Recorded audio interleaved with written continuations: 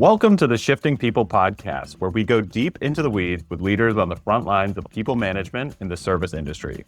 We interview the best minds in HR and talent acquisition, along with owner-operators, franchisees, and general managers to bring you real insights that you can actually apply in your business today. I'm your co-host, Derek Williamson. And I'm Kathleen McDonough, and it's time to get to work. Today we have Matt Heller, founder of Performance Optimism Consulting, co-host of Attraction Pros podcast, speaker, and author. You have so many titles that I almost got tongue-tied. Thank you so much for being with us, Matt. It is absolutely my pleasure to speak to other podcasters and be on the other side of the glass. Before we started the recording, Derek said, we're going to watch the time. You don't have to. That was like, whew, good. Right. Yeah. You're no longer in production mode. Yeah. That's right. Yeah. Nice. Welcome. Yeah. Thank you. That's amazing. We're excited to have you and tell your story. So tell us about you, how you got started, your journey to get here. Yeah. So I guess it goes back to when I was about 18 or 19 years old and I got my first job at an amusement park. My mom said, hey, there's a park down the road. You guys probably know it, Canobie Lake Park up in New Hampshire. It was my very first park that I ever worked at. And they said, they're hiring people for the summer. You should go down. She goes, I think it'll be fun.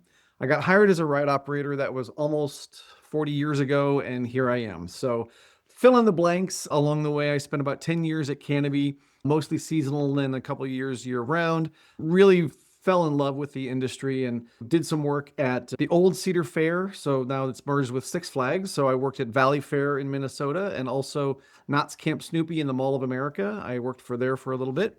Actually, reversed that. I worked at Knott's Camp Snoopy first and then Valley Fair. But after a couple of years of that, I was in operations and kind of got the itch to do something a little different and moved to Connecticut. And I was the general manager of a family entertainment center in Milford, Connecticut called Smiles Entertainment Center. Really enjoyed that experience, but also recognized that my career path was taking a different turn. So I'd been in operations that whole time. I'd done a lot of training and really wanted to pursue the people side of the business and really was getting pulled. I felt my passion was really switching from front of house management to back of house people development. And so I started looking around the industry for a role that would allow me to combine my love of theme parks and work on the people side of the business. And I got hired at Universal Studios in Orlando at Universal Orlando Resort. I was the senior trainer of leadership development for 8 years there. Learned a ton, absolutely loved it. I keep saying this is the toughest job that I've ever left because I just loved it so much. I loved working at Universal. I loved what I got to do, but also recognized that there was a lot more out there for me. So in 2011, I actually stepped away from Universal and started my own consulting company. And now what I get to do is work with leaders all across the attractions and hospitality industries, just making sure they have the right tools and resources to be successful. Awesome. And Matt, could you expand a little on what kind of things do you help with currently? We're definitely going to go into your background as well, but just today in terms of the consulting practice, what areas of focus do you really help with? Any specific success stories or anything you could share too would be fun. Absolutely. So I find that so much of what I end up, no pun intended, talking to people about is communication. Because in every organization, whether you're talking about your guest experience, whether you're talking about employee experience, whether you're talking about people interacting with one another on a peer level, or even talking about managing up, right? It 99% of the time comes down to communication. How are we communicating with people?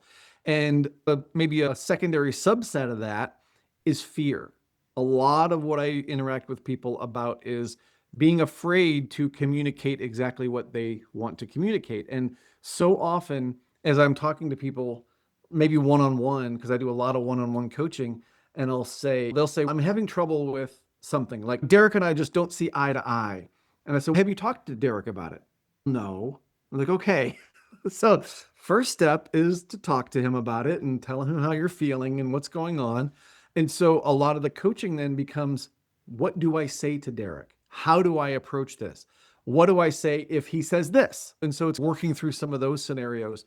So I would say so much of what I work with organizations on really stems from communication, but also just that kind of that human element of getting outside your comfort zone and overcoming fears and really figuring out what it takes to grow. That's where I spend a lot of my time with the majority of my clients.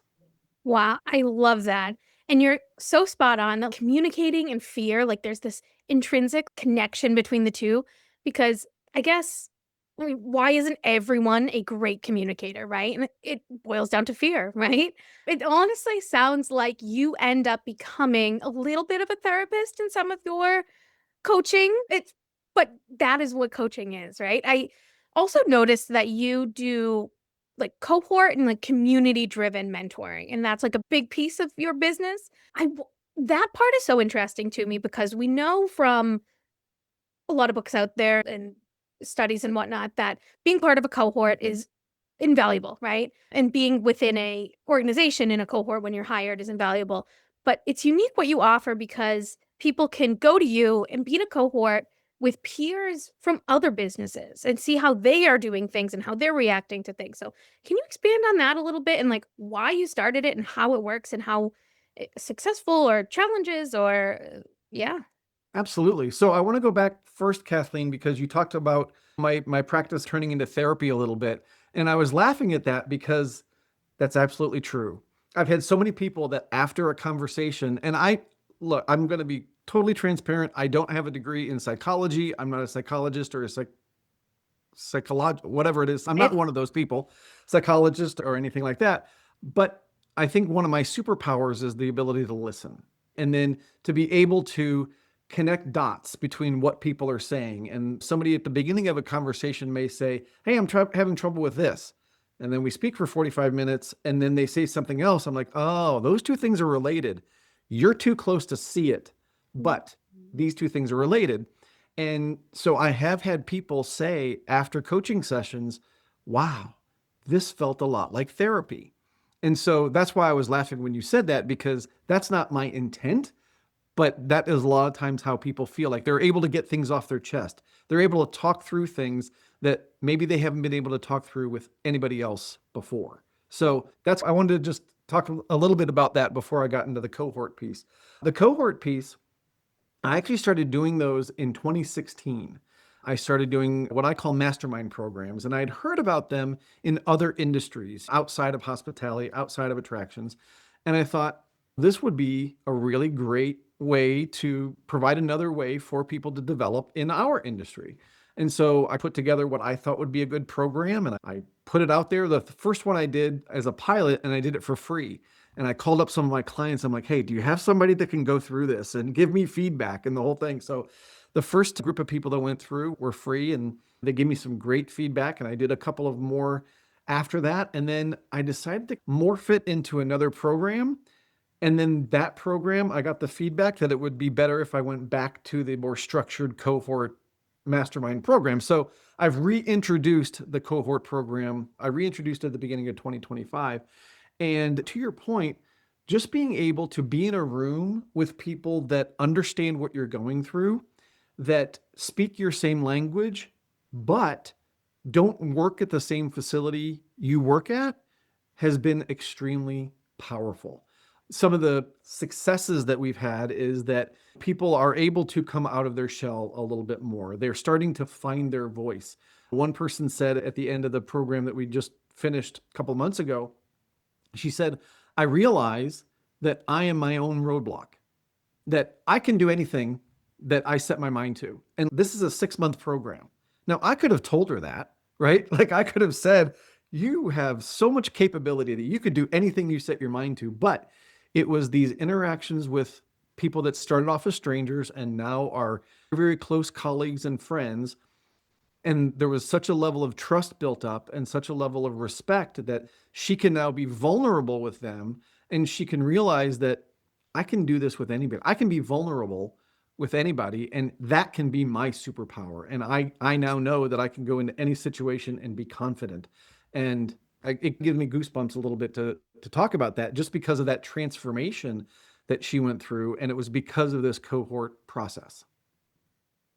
Yeah, that makes a ton of sense. And it's interesting, whether it's in a consulting sort of environment or a leadership, like traditional management kind of environment, it sounds like from what you're saying, correct me if I'm wrong, but really often the times people have the right, they know what they're supposed to be doing, or they have the right instinct of what they should do, but they do get in their own way. Is that generally what you found in both of those contexts? You are 1000% correct. In fact, I just had a conversation yesterday. I was doing a presentation with a group, and somebody came up to me during a break, and she said, "What do I do when because I'm too empathetic?"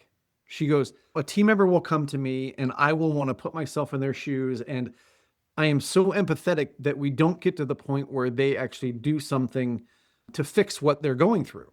Or she said, "I will actually take that on and try to fix it for them, but that never works." I said, "Do you know what that trigger is? Do you know when you are getting too empathetic?" She goes, "Oh yeah, I know." I said, "So what do you do in that situation?" She goes, "Nothing." I said, "Okay." So to your point, Derek, like she knows exactly what that feels like. She knows what that point is in the conversation. I said, "So now what you have to do is when you're feeling that and you know what that feels like, now you just have to switch the conversation. You have to switch the conversation from being empathetic and listening to saying, okay, now here's where we turn the page and figure out what we do about this." So it's just that little switch that she had to make to take that conversation and make it more productive. But absolutely, I find that people, I don't know what the percentage is, but it's very high that people know what they should be doing. There's just something blocking them from doing it. Yeah, it's one of those sort of universal things. This isn't about me, but a small detour is like I do a little mentoring with other startup founders, and it's often, and you're exactly right. And I think it speaks to, I think a common mistake that a lot of managers and leaders make is they do what she was trying to do, right? Where they try and fix the problem for the person. When it's, you have the skills to do this. And I found like with the mentorship thing, it's like resist the urge to tell them what to do. Just ask them the questions of, what do you think you should be doing? And you often, it's always surprising because it's like, you weren't really, that's not what was blocking you. You knew what to do, but let's unpack why did you not feel like you could just do it. But, and Matt, this is a slight detour, but you've really focused in on the attractions space, which is, and things like communication, leadership, all of the things you do could be universally applied. But what is it about the attractions industry that drew you to it, and what keeps you in it? I think what keeps me in it is that it's such a fun industry. When you talk to people about what they do for a living, even if they're a mechanic, like they're a mechanic for a roller coaster, right? They're not fixing a Buick down at Uncle Joe's car shop. And so there's this attitude that we are here to create great experiences for people no matter where you work. And I think what attracted me to it is that as I was coming up as a ride operator, I recognized that there's an entertainment quality to it. I recognized that I enjoyed doing that fit my personality. I'm also a drummer, so I'm a musician, so I've been in bands for a long time. I'm used to being on stage. There's an element of kind of performance, which is probably where part of the name of my company comes from. Performance to everything that we do. Even right now, the three of us are performing. Yes, we're having a conversation, but we're doing this because this is going to go out and people are going to listen to it. And there's an element of performance to everything that we do. And so I looked at that from, first of all, from a musician perspective. And then I remember being a ride operator and making jokes with people or just getting a laugh. And that was intoxicating to me. I remember working at Canobie Lake Park, and my second year, I was an assistant lead, which meant that I was not assigned to a specific ride, but I would walk around and I would do breaks and I would be freed up to walk around and do what was necessary and sweep and clean up and just do those kind of things. And I remember picking up a broom and holding it like a guitar and walking around and just telling people I was taking requests. And my group leader, who was a much more reserved individual, "Aren't people going to laugh at you?" I'm like, "Yes, that's the point." So I think what really attracted me in the beginning was that quality of, or the ability to entertain people and to get a laugh and to know that I was part of helping somebody else have a good time. And certainly that has helped me stay in it throughout the years. I've dabbled in other industries like healthcare and finance and things like that, because to your point, everything that we're talking about is absolutely universal, but those are not my people. My people are in the attractions industry. And when I talk to people who understand hospitality and they understand guest experience and they understand treating your team members well, even if they need help doing those things, those are the kind of people I want to surround myself with. And so totally makes sense in terms of the space and where you focus. I'm wondering if you could expand a little bit more. So you spend a lot of time really working on the people side of people's businesses as well, as my understanding, right? Like helping with leadership development, training, all the HR talenty kind of things. And you're also the topic of at least one of the books. The other title is escaping me, but that's one of the common themes. Wondering what are your overall philosophies that you bring around, especially in the attraction space, right? What are your philosophies around people and the importance of them in these kind of organizations? It's based on what you just said, like it is the people, right? So AI is not taking everybody's job yet. So we still need people. We need people to interact with our guests. Our guests are people, right? So there's a similar psychology there.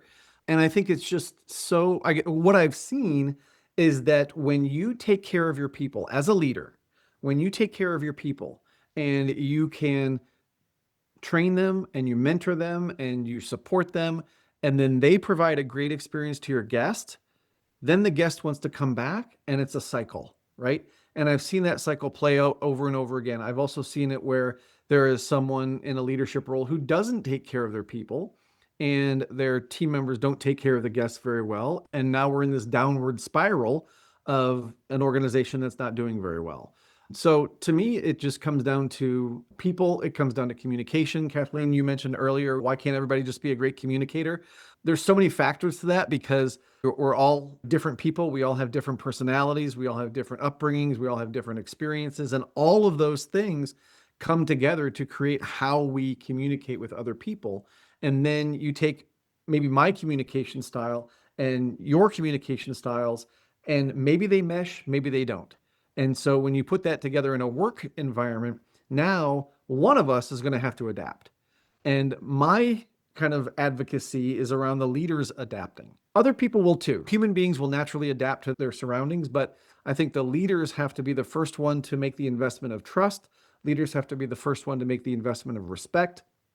Leaders have to be the first people to meet people where they are and communicate in a way that makes sense to that other person so that you can maximize the relationship that you're building so that, again, you can have them create a great experience for the guests, and then the guests are going to want to come back. I hope that answers your question just in terms of my philosophies and where I spend my time. It absolutely does. And that's a big premise of one of your books. I believe it's your second, called Myth of Employee Burnout. But in the premise of maximizing the employee lifecycle by fixing human performance issues in leaders evaluating their own practices. So what are some of the maybe like practices you've seen change in organizations that made a big impact? If you could just name like one or two of those that you've seen, or with the leaders that you coach. Sure. And just for clarity, The Myth of Employee Burnout was actually my first book. Oh, I'm sorry. That's okay. That's okay. So that was my first book. All Clear was my second book, and that was about moving into a leadership role. You mentioned something that I've talked to a lot of organizations about, and it has helped them understand where they put their energy, and that is the employee life cycle. What I have found in the past is that all the different people processes that an organization has are very disjointed. So when you go out and you recruit somebody, that has absolutely nothing to do with hiring them. And then training is completely different, and there are different messages. And then you get out into the operation and they're getting yet another set of messages. And now you're being terminated and has nothing to do with why you were hired, right? And so there's all these different processes. And I kind of looked at it as these are different wheels on a car, right? A car has 4 wheels. So these are different wheels. But the way I wanted to look at it, and the way I've encouraged many organizations to look at it, is that these are spokes on the same wheel. Okay. So you've got one wheel that's got all these processes that are attached to one central kind of hub. And that central hub are your values. They're your mission, right? As an organization. So when you go out and let's say that creating a great guest experience is one of your values at an organization, which in hospitality, you're going to find some form of that as a value, right? So you're going to create wow guest experiences. When you go out and you recruit people, you should be recruiting people that can and are willing to create wow guest experiences, right? And then when you're actually hiring them, now you're in a room with them and maybe you're doing a group interview or you're evaluating if they're going to be a right fit for your organization. You're talking about wow guest experiences, or maybe you even take them out into the park and say, show me a wow guest experience, right? And just put them through their paces a little bit and just see how they react. And then you get them on board, and now your training is about great guest experiences, right? And if you are going to recognize someone, you're going to say, hey, you're doing a great job. Part of it has to be about they created great guest experiences. Now, if someone's going to be terminated, it should be because they didn't provide great guest experiences, right? So now this employee life cycle is following your values, and every single process is based on those values. So the communication is really clear with the team members, right? Because, okay, I was hired because they think I can create great experiences. Woohoo, wonderful. Hey, now they're training me at this particular location, what that means to create great guest experiences. Maybe it's a merchandise location, or it's a food and beverage, or it's rides, or whatever it might be. And that may look a little different based on the tasks that you're doing, but they're still creating great guest experiences. And then, oh, Derek was let go the other day. Why? Because he wasn't creating great guest experiences. And so now again, that message is super, super clear. And I know what is expected of me. And then you use the other values. A lot of companies have between 3 and 5 values. So you use those also for additional criteria to evaluate your team. So that's something that comes from that book. That is something that I've seen, like those processes were disjointed. So we had to find a way to tie them all together. Yeah. And it's funny because as I'm thinking and I'm like listening here and I'm like, yeah, absolutely. I love that. I can hear almost in the back of my head a leader saying, isn't that going to be repetitive? And if a leader ever asked you that, or what would you say to that? So the answer is yes, it is repetitive by design. Yes. Because how do we learn things?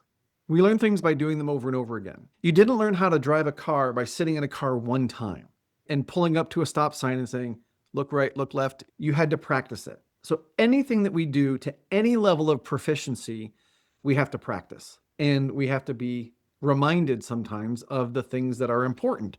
I actually work with a gentleman right now, and he jokingly calls himself and the managers on his teams the CROs, the Chief Reminding Officers, because we do have to remind each other of the values and our expectations. Absolutely. We are human beings that have a lot going on in our head. So you're thinking about stuff that's going on at home. Maybe you've got a couple of jobs depending on your situation. Maybe you're going to school. There's a lot of things happening in your head. Yes, you're going to need a little bit of a reminder. So I've never actually gotten that question, but that's what I would say. But what I have heard people say, or people have asked, is along the lines of recognition, which I'm a huge proponent and advocate of. People will say, if I recognize them too much, if I thank people too much, it's not going to mean anything. It's going to go to their head. They're going to get a big head. I'm like, not if you do it right. And that's where I think the differentiation between just saying, hey, thank you everybody for coming in today and being great. That's not specific enough.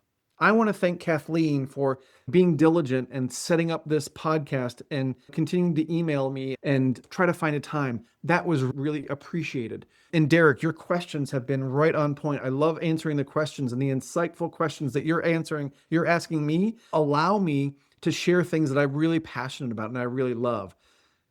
That is very different than saying, hey, Derek and Kathleen, you did a great job today. Kudos. So you've got to be very specific about the recognition that you provide. Absolutely. And what you mentioned about the repetition too, and the rewarding people is one of the things also in the book is not front loading all the training, right? So there's this theme of repetition, spacing things out, being specific about it. What is core needed to know day one, and then what is better to be breadcrumbed throughout employment? That's a great question. I know I view training as a funnel, right? So at the top of the funnel, you've got the big picture stuff. So if I were to think of an orientation process where you go through some sort of orientation at an organization. And then you start learning the more specifics about your job. And depending on the size of the organization, you may have your company orientation and then a department orientation, and then another day where you're learning the actual skills of your job. And I do look at it as a funnel because you want to start big picture.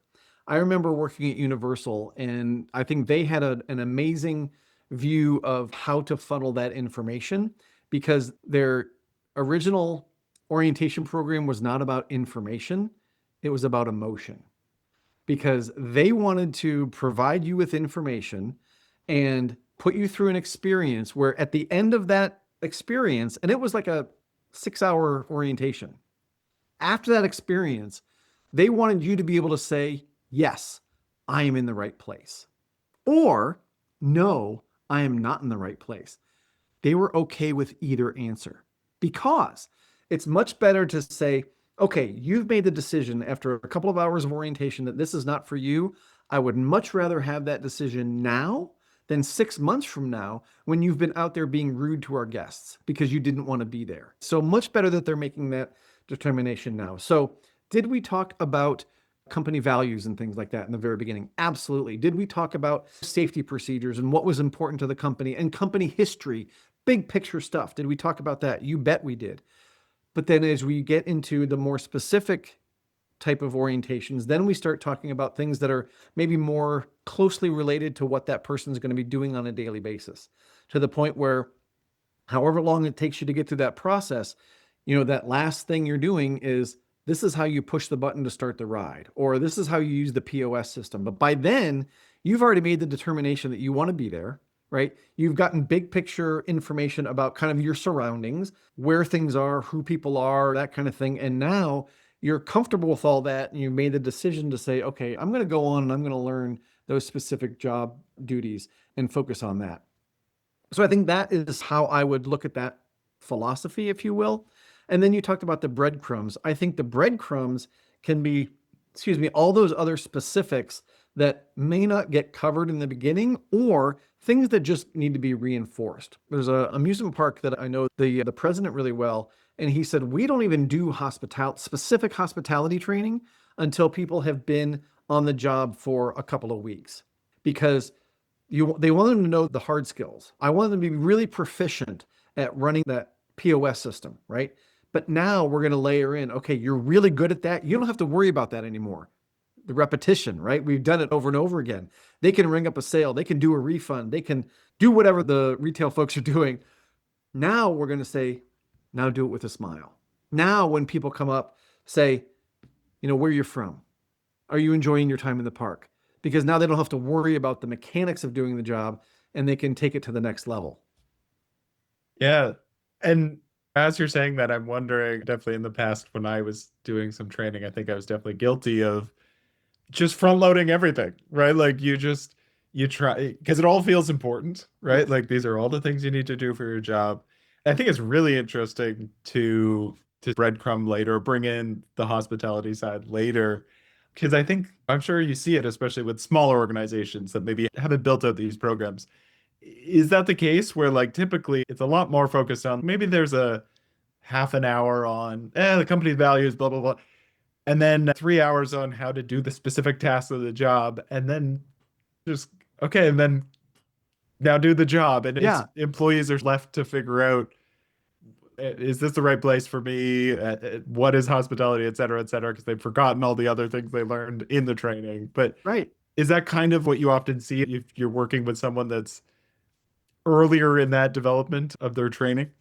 Absolutely. And I don't think it's just the small folks. Again, when I was at Universal, there were people that would say, hey, we need to put this into orientation. And I had a very strong leader who pushed back and said, no, this is not something that is, quote unquote, no pun intended, universal to everyone that's going through that. So we had to be very clear about the information that was going into that particular program, because if somebody went through that and said, this is just way too much information, I can't do this, it's like drinking from a fire hose, that's not the feeling that we want them to walk away with.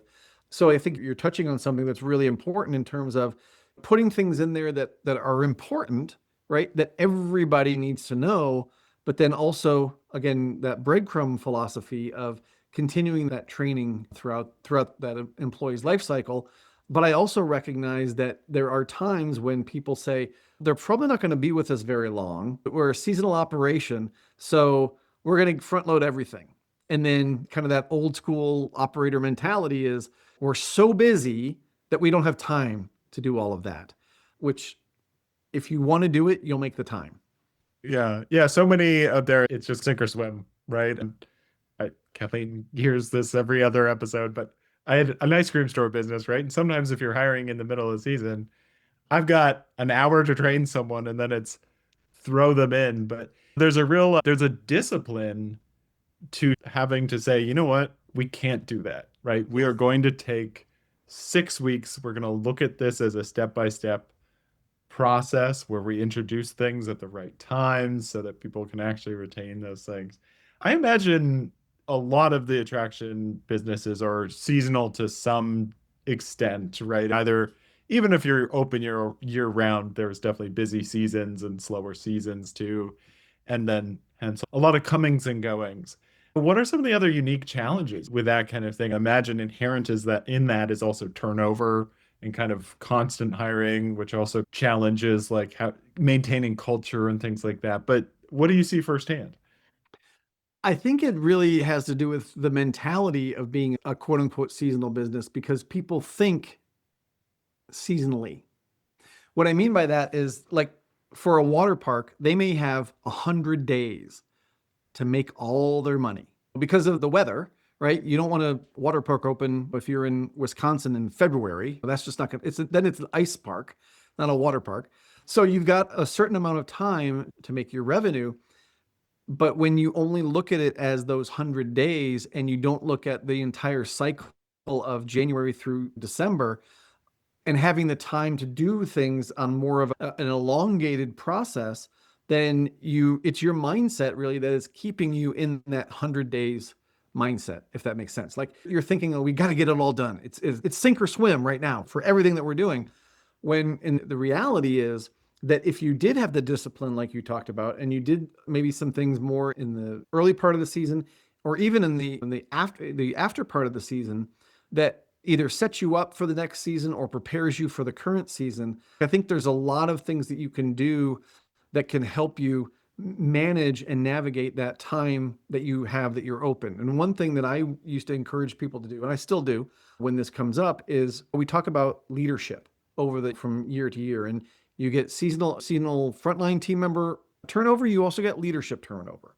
So what I did when I was coming up in the industry, and a lot of people did, was if we were opening up in April, we'd start even in January, looking at our leaders and who we're going to bring back and that kind of thing. My thought process now is let's start the year before. So so we're in March of 2026 right now. I had to think about that. March Yep. of 2026 as this is being recorded. So throughout the season of 2026, not only am I running the park, but if I have the discipline, I'm also looking for the leaders that are going to help us in 2027. So that might be putting some people in situations where I'm helping them grow, get out of their comfort zone a little bit, putting them through their paces, seeing if they can handle those situations. And if they can, great. And if they have a desire to be in a leadership role, great. Let's get them signed up at the end of the 2026 season so I don't have to worry about it in 2027. But that's a different mindset than what a lot of typical folks have had in the past, whereas you deal with it season by season. Have you ever done, speaking like seasonality, right, of hiring, of course, for leaders, those are great advice, but for those like frontline employees, I guess 2 questions. One is, how do you get them to come back next season when you essentially like they're not working for you over the winter? And then 2 is, have you ever seen any attractions businesses that you work with do an employee swap with a ski resort or something? It's so interesting you bring up the swap, and I'll get to that in a second. When you talk about how to get people back, I think it goes back to things we've talked about already today is treat people well. Treat them so well that they can't help to want to come back. And so often when we talk to people about why they enjoy what they do or the environment, it's a lot about the people, right? It's about the people that they're working with. And if their friends are coming back, they're coming back. Now, in a lot of seasonal businesses, when you are employing people of high school or college age, maybe they want to go off and be in marketing or something like that. And you don't have a position in marketing. So they're going to leave you at some point. And that's just the nature of the business. But if you can get them to come back as often as you can get them back for season to season, then you're doing pretty well. So I think it just starts with treating them well. We haven't talked about it, but pay them well. Pay them a decent wage for what they're doing. It's going to be an emotional decision. When they come back and they say, okay, maybe I'm going to college and I'm coming back home for the summer, or I may even go someplace else for the summer and work. Why am I doing that? Did I have a good time last year? Did I make friends? Did I get the amusement park / farmer's tan? Did I, all that stuff, do I want to relive that? Do I want to do that again? Do I want to take that experience to the next level? If the answer to that is yes, then they're coming back. If the answer to that is no, for whatever reason, maybe they didn't have such a great time, or maybe they had a great time, but it's just time for them to move on to something else. Working in an amusement park isn't for everybody to do it for the entire life. So I totally get that part of it. In terms of the swap, I haven't heard of that as an official program. It is something I had thought about in the past, because like a ski resort and amusement park, they have opposite seasons. Now, I do know that there have been people, maybe not officially under some kind of an official program, but they've done it. Like they'll have a place to stay in southern New Hampshire in the summer and then northern New Hampshire in the winter. So they swap back and forth. So I have heard of that. I've also heard of parks doing a swap within their park family, if you will. So like a Six Flags or the old Cedar Fair, if there's people that were on staff at one park and another park was opening earlier, they would bus them down to that other park and they would help them run that park for a couple of weeks and then send them back. So there's definitely things like that I've heard of in terms of creating a staffing solution. Yeah. Matt, there's so many things we could talk about, and I'm trying to narrow it down. I do want to ask a little bit more about, this is going back to your first book, but there was some just in the title, right? Because we're talking about seasonal employees and whether or not they decide to come back. And it made me think of burnout, right? One of the things with a lot of seasonal businesses is it's often pretty busy, right? And a lot of employees at the end of the season are just like, you know what? I don't want to do that again. But the title of the book is The Myth of Employee Burnout. And when I initially read that, I was like, I'm sure he's not saying that it's not a thing, but that's not really it's not this thing that happens on its own. But I'm wondering if you could expand on that just a little. Obviously, you have a whole book on it, but Sure. what do you really mean there? And I'm interested to hear how it applies with seasonal employees and that kind of thing. Absolutely. Derek, you're 100% right that I don't mean that burnout doesn't happen. Yeah. But to me, the myth is why it happens. Now, when we look at the word myth, it's a popular but not necessarily true fact, if you want to put it that way. So it may be a popular belief around a lot of people hold, but it doesn't necessarily make it true. So the myth to me is why burnout happens. And what I noticed is over the years that so many people would blame the weather. It's hot, right? Long hours, interacting with the public, right? All those things can be absolutely physically draining. But that's not what really causes burnout. What really causes burnout is when you lose your purpose for wanting to do those things. And so the whole book is really about leadership. In fact, I do training sessions on this topic as well. And I got feedback one time and he said, this session wasn't about burnout, it was about leadership. And in my mind, I'm going, duh, that's what it's supposed to be about. But it was great feedback because in that particular session, I did not make a close enough connection to why people burn out, why people lose their focus and lose their purpose, and the fact that that's a leadership issue, right? Your leaders are probably contributing to that. I talk about in the book that kind of my introduction to burnout was my first couple of years at Canobie, and there were people that had been there for a couple of years or many years, and they would say, oh, it's just July. It's just mid-season burnout. I'm like, if we know it's coming, can't we do something about it? And honestly, that's where the whole concept of the employee life cycle came from. Because if we're waiting until July when we're seeing the physical effects of burnout, then we're way too late because the emotional part has already taken its toll. So burnout is really, to me, it's double tiered, if you will. So there's a physical part and there's a mental part. Your body is capable of amazingly incredible physical feats. And we see this all the time, right? With athletes and people that put their bodies through all sorts of shenanigans. It's their mind that tells them that they can do this, right?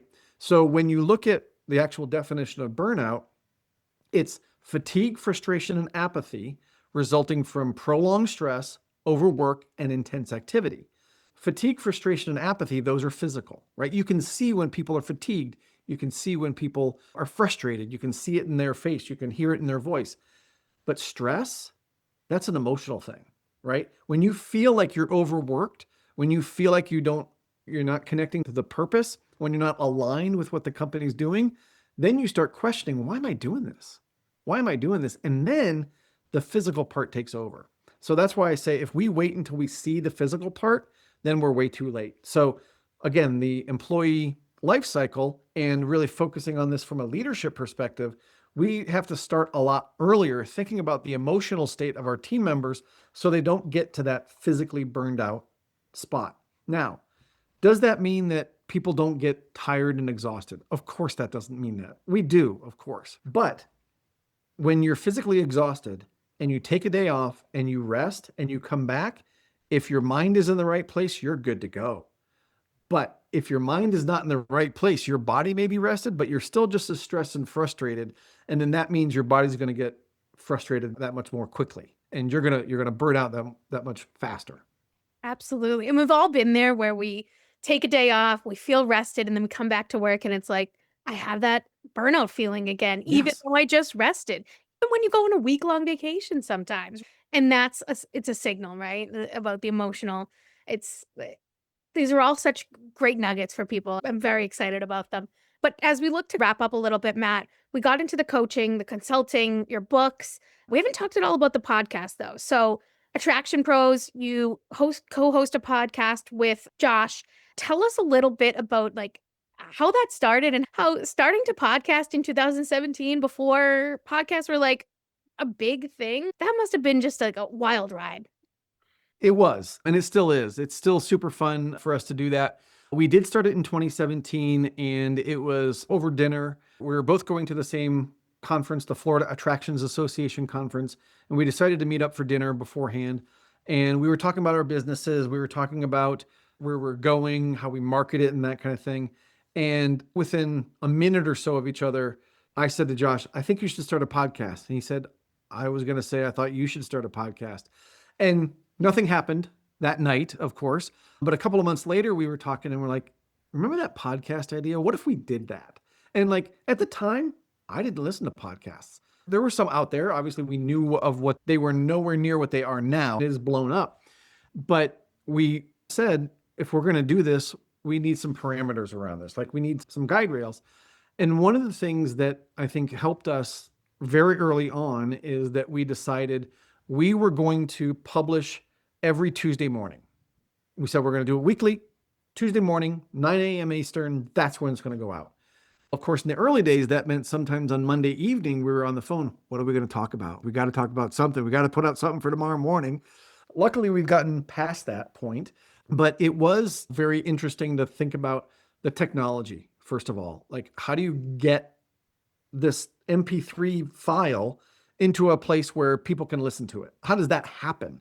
And then all the marketing that goes along with it and getting guests and getting into a rhythm and getting into a groove of how we do the podcasts. And it's still very much a passion project for us, but it is something that we have recognized that people will recognize us for that, sometimes even more than our own business.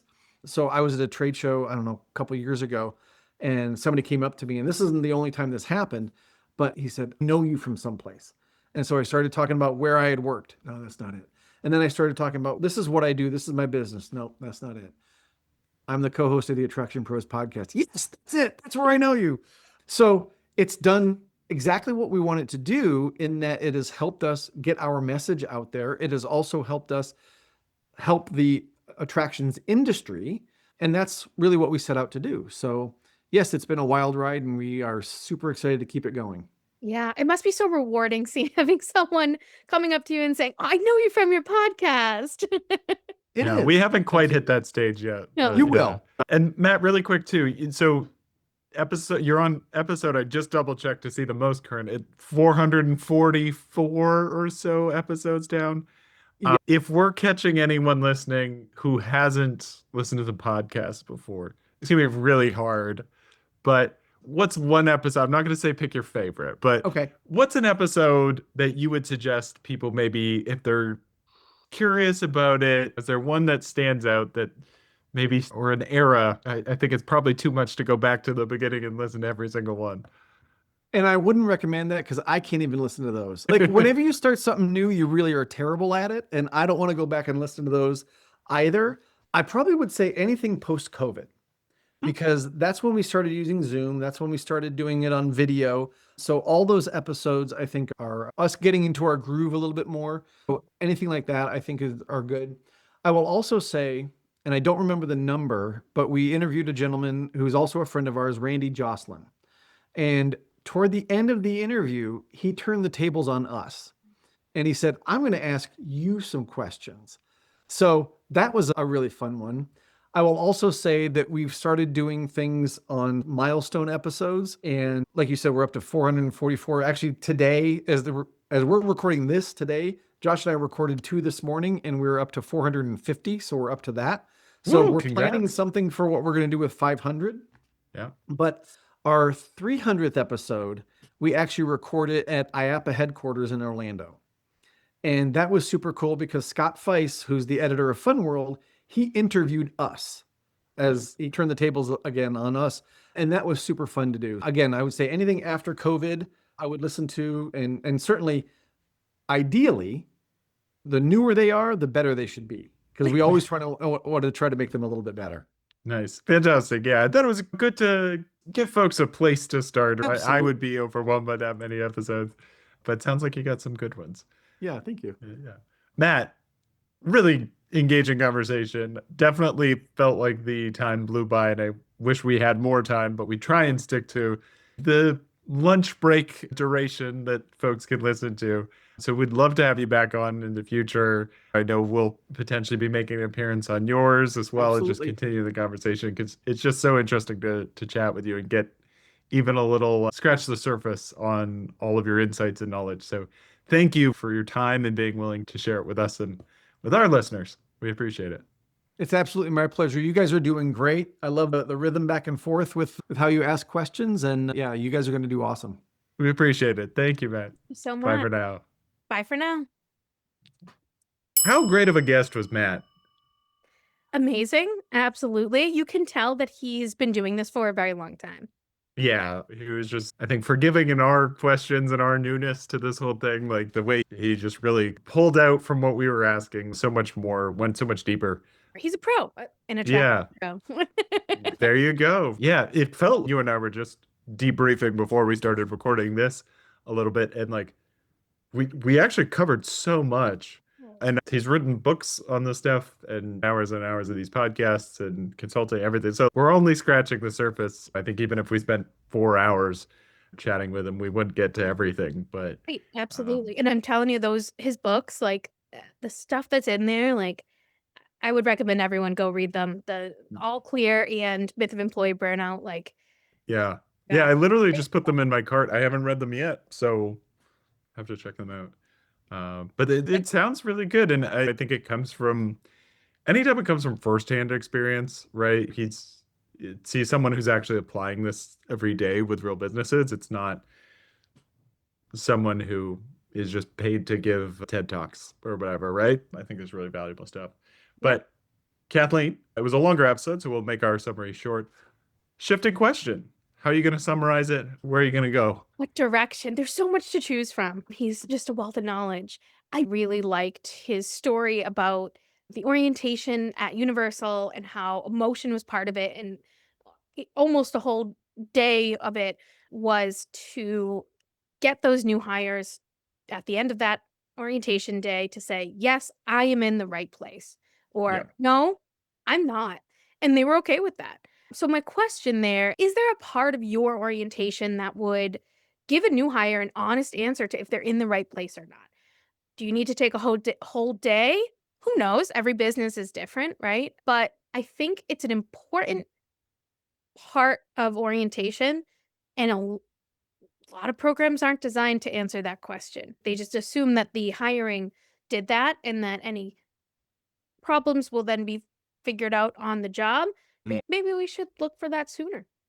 Yeah, agreed. I think it's a great insight, right? Because so often employees are going through the hiring process. Most employees, the goal is just to get the job. They're Yep. not really evaluating if they want the job. And to be fair, too, they don't know what the job is until they start, Yeah. until they're there, until they're looking around, until they're seeing what the day to day is. I've experienced it in the past, many different, even in our last company, Kathleen, right? Like, how many people did we bring into sales who then realized, wait, making 50 to 100 calls a day is not anything like I thought it was. So I think it's just a great call out to really make sure you build that in. Yeah. Your employees will appreciate it. Yeah. Absolutely. Yeah. And so, Derek, Kathleen. you were able to distill it into one shifting question. Yeah, it was really hard, right? Because, yeah, we really could pull off so many different things. I anchored on the same area. I thought there was a lot of really cool stuff that Matt covered around training and being thoughtful and disciplined about the timing of it. I thought that was a really interesting insight. For most service businesses, I think a very large percentage are they shotgun training, right? It's just here's everything, here's a few hours, a couple days, super intensive, and then we'll throw you on the floor or into the shop or whatever the business is, and you figure it out. And I think a lot of HR people or managers just they see that as that's their weed out process. Well, they're just like, we'll give you the information and then sink or swim. I really love how Matt used some real examples too of staging out your training in a way that ensures that employees are actually digesting the right information at the right times and they're able to apply it. Again, I'm famous for the biggest lead ups to my questions, but We love them. the the question is, are you giving the appropriate amount of time to training and particularly the buffer times, right? Like you don't have to train someone for 3 weeks straight. Maybe it's day 1, day 3, day 7, day 14, but having some deliberate spacing so that employees can pick up, apply, rather than going through. Evaluate that timing and really think critically of, are we overwhelming our new hires? And then go from there. I think there's a lot that folks could reevaluate potentially in terms of how they've executed their training programs. I think that's a fantastic one, especially because I think it'll help improve retention as well, right? Like it's Absolutely. Right. But you assume right now when people drop out in the first few weeks, oh, it was because it wasn't the right fit. but maybe it was, and it wasn't the right learning fit, which is everyone has different learning styles. Exactly. So maybe the job itself, they were like, "Oh yeah, I could do that," but the way it was all thrown at them or the way yeah, Yeah. play around with it. Yeah. I actually really liked that he said an example he gave was that the hospitality part, had that come in later, learn Yeah. get very good at the POS, So try to important. smile while you make a sale. That part Right. itself is like, whoa, I hadn't thought about that. That's Exactly. I think most do it the opposite. They try and treat, oh, and I did this, right? When I was training folks, as long as you're pleasant and blah, blah, blah, like you're going to make mistakes and et cetera, et cetera. But yeah, now that I think about it, it's like, yeah, but the employees the whole time, their brains are thinking, I've got to do this and I've got to put this button or whatever it is. They don't have time to process like what they're doing with their face, how they're communicating, et cetera, et cetera. So yeah, I think there's a lot that folks should revisit with their training. But we could go on and on, Kathleen, but that's for another episode. So for now, thanks for coming to work with us. bye for now. Bye for now.